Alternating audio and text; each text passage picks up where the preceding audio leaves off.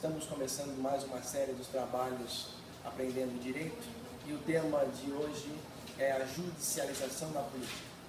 Para explicar um pouco mais sobre esse tema, estamos com alguns alunos da turma da primeira fase de Direito Noturno da Estácio e que nos ajudará a entender um pouco melhor sobre esse assunto. Sabrina, o que é a judicialização da política? A judicialização da política nada mais é do que uma sobreposição do poder judiciário sobre os demais poderes, executivo e legislativo. Funciona da forma que o poder jurídico, além de cuidar das suas atribuições como legalidade do país, controle do patrimônio, ele acaba interferindo nas ações dos outros poderes, tornando-se como se fosse um vigia para que o poder executivo e legislativo não tivessem autonomia totalitária e isso pudesse vir prejudicar o Estado democrático. A ampliação do poder judiciário só acontece dentro de regimes abertos, ou seja, é essencial à democracia, e só assim ocorre a judicialização da política. É com você, Samuel. Muito obrigado, Sabrina. Então podemos entender que a judicialização da política trata-se da intervenção do poder judiciário no poder legislativo e poder executivo.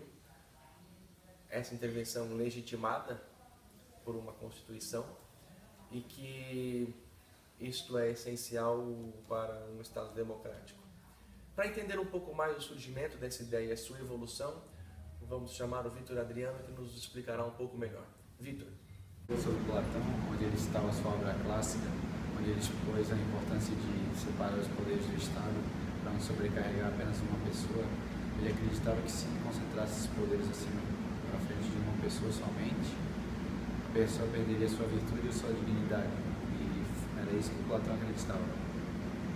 Aristóteles, um dos primeiros a citar o princípio da separação dos poderes, foi bem direto e específico, citando que achava injusto e perigoso atribuir o poder a apenas uma pessoa, pois ele sabia que o que a lei não conseguia prever, uma pessoa muito menos conseguiria. Maquiavel, com sua obra O Príncipe, acreditava que o rei não sujaria sua imagem com a separação dos três poderes, pois ele não teria que editar leis e nem decidir os conflitos.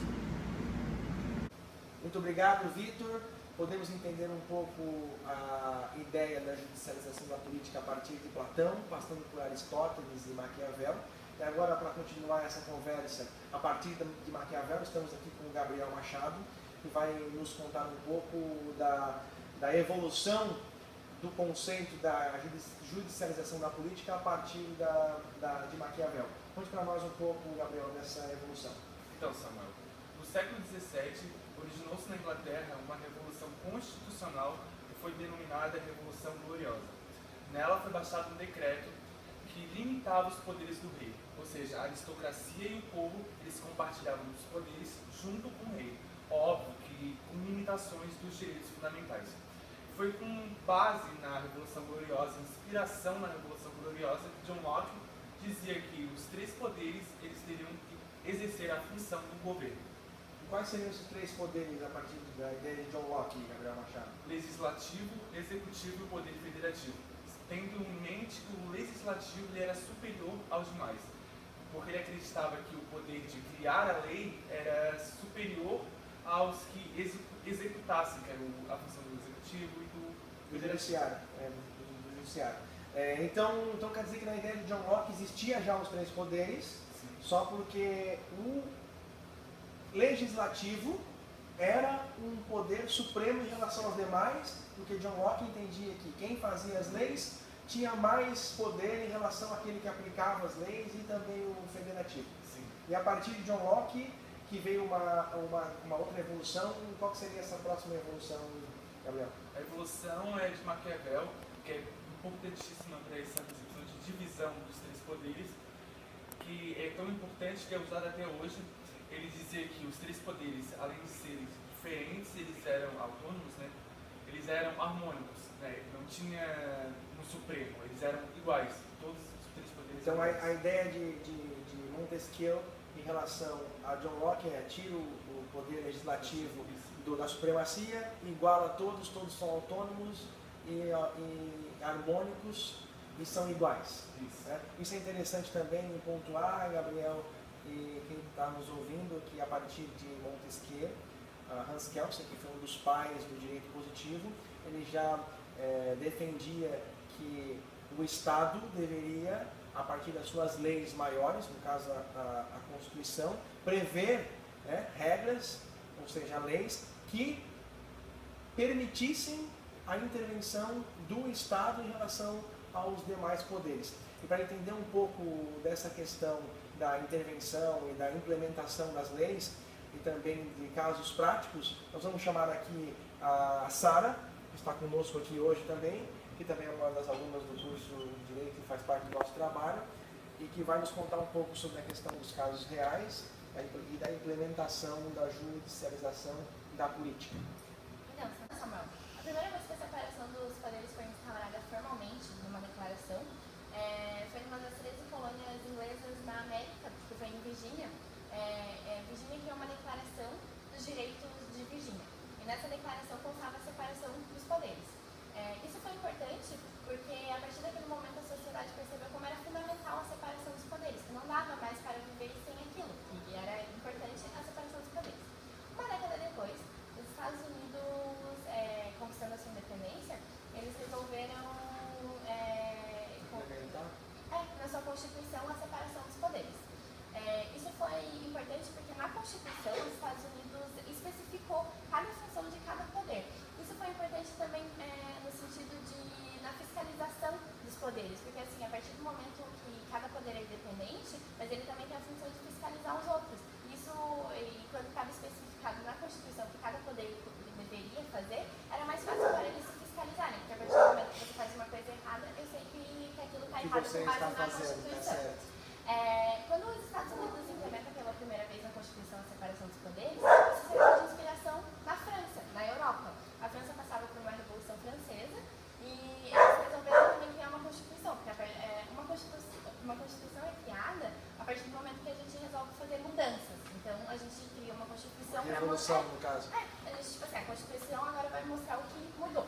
Então a separação dos poderes foi também instaurada na Revolução da França para mostrar isso que mudou. Interessante. E no Brasil, Sara, como é que foi essa desenvoltura em relação à judicialização da política? O Brasil, desde o momento da sua independência, né, também é uma revolução, então uma Constituição. Desde a sua primeira Constituição, o Brasil já tem a separação dos poderes previstas, porém na primeira Constituição do Brasil, o poder moderador ele era superior aos outros poderes.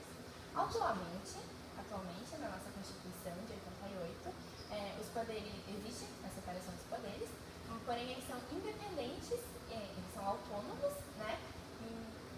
Está previsto, inclusive, na lei, a intervenção do Poder Judiciário em relação aos demais poderes, no caso. Não só do Judiciário, um do outro, eles são igualitários, a palavra é igualitários. E está previsto na Constituição também a intervenção do Judiciário nos demais poderes. Para entender um pouco, obrigado, Sara, pela tua contribuição, para entender um pouco agora sobre a questão dos prós e dos contras, nós vamos chamar a nossa amiga Valéria dos Santos, que vai nos explicar um pouco a questão dos prós e também dos contras da judicialização da política. E então depois nós vamos dar um resumo final e finalizar o nosso trabalho. Um ponto positivo disso é a não concentração dos poderes em uma só pessoa, garantindo uma democracia mais eficaz. E é interessante que essa ideia esteja positivada, ou seja, prevista na lei. No nosso caso, aqui no Brasil, a Constituição. Esta prerrogativa, que determina a legalidade da intervenção de um poder ao outro, limita as suas autonomias. O ponto negativo é que a intervenção do judiciário seja apenas quando provocada e não de forma corriqueira. Essa intervenção ela deve ser de forma que não caracterize uma condição de autoritarismo, ou seja, no sentido de entender que o judiciário esteja dando ordens aos demais poderes, pois pode ser vista como uma concentração demasiada de poder nas mãos do judiciário, podendo assim ser um fator prejudicial ao Estado democrático de direito. Então, para finalizar o nosso trabalho, em um resumo, poderíamos dizer que a judicialização da política é uma intervenção, uma forma de intervenção do Poder Judiciário sobre os demais poderes, limitando a autonomia desses poderes através da Constituição. Isso resulta num conceito já defendido desde Platão, que a autoridade na mão de uma única pessoa era prejudicial, isso concentrado na mão de uma única pessoa era prejudicial, não era justa da forma como Aristóteles defendeu, isso foi se dividindo através de Maquiavel, Revolução Gloriosa, Montesquieu, Hans Kelsen também defendeu essa ideia da positivação da judicialização, ou seja, prevê isso na Constituição, na lei, isso historicamente a gente pode ver na questão dos Estados Unidos, da França, no Brasil também, desde a primeira Constituição. E os pontos positivos, a gente entender que essa intervenção do Poder Judiciário, tanto no Poder Legislativo quanto Executivo, é interessante para poder regular essa autonomia, desde que essa intervenção não seja de forma autoritária, seja de forma controlada, igualitária e não corriqueira, seja apenas quando provocada. Acho que seria legal acrescentar nessa parte que a gente acabou não comentando, acabou passando despercebido, é que assim, no Brasil hoje em dia a gente, né, como foi comentado, nós temos a Constituição, a separação dos poderes e a judicialização da política. A gente chegou nesse tema porque o Legislativo e o Executivo, eles meio que excluem o Judiciário dessa fiscalização, né? Eles meio que tomam essa decisão entre eles se fiscalizam e excluem o Judiciário. Então a judicialização da política seria o Judiciário participando mais, estando mais ali no dia a dia, né? E que no Brasil, isso ainda não ocorre, nós estamos caminhando para isso, nós estamos pendendo para isso, mas isso ainda não ocorre, querendo ou não, por uma falta de cobrança da sociedade, né? Então, tipo, a gente observa isso nos Estados Unidos o Judiciário é muito presente, porque a sociedade cobra mais, né? É uma democracia mais evoluída. Isso, então acho que um passo, né, para a gente chegar lá seria a sociedade cobrando mais as nossas autoridades e com certeza acho que a gente tem tudo para dar certo. Fica a dica aí para a nossa sociedade, então, participar mais, tanto do Poder Judiciário, quanto do Legislativo, quanto do Executivo, e de alguma forma ou de outra estar mais presente. Bem, vamos ficar por aqui. Esse foi o nosso trabalho, o tema foi judicialização da política. A equipe foi Samuel Simões, eu, Sara de Souza, Adriano Vitor, que fez a participação, a Sabrina de Souza, o Gabriel Machado e a Valéria dos Santos. E com a participação tivemos a colaboração de filmagem da nossa amiga Rubia. E ficamos até a próxima, então, os próximos trabalhos. Muito obrigado e até a próxima.